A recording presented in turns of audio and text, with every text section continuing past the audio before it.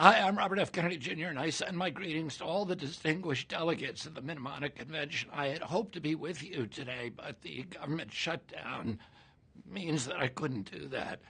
The Minamata Convention was born from a shared moral conviction that no human being should suffer from exposure to mercury.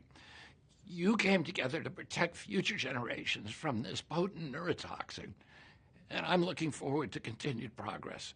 Article 4 of the convention calls on parties to cut mercury use by phasing out listed mercury-added products.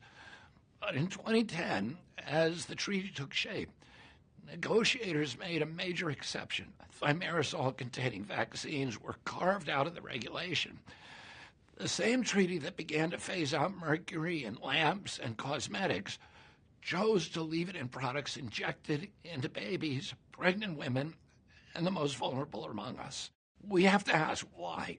Why do we hold a double standard for mercury? Why do we call it dangerous in batteries, in over-the-counter medications and makeup, but acceptable in vaccines and dental fillings?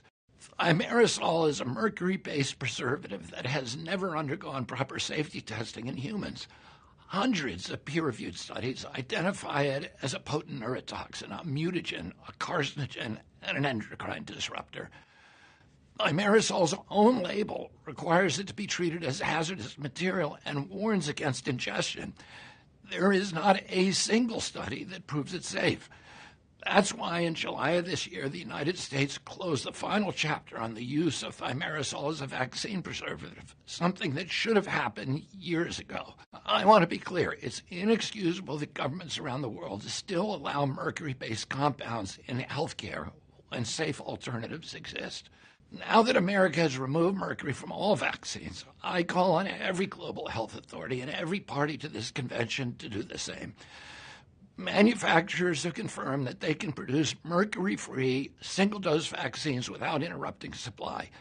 There is no excuse for inaction or holding stubbornly to the status quo. Let's honor and protect humanity and our children and creation from mercury, and let's act in the true spirit of the Minamata Convention, the integrity of this historic treaty, and to ensure that no child anywhere in the world is ever exposed to this deadly neurotoxin again.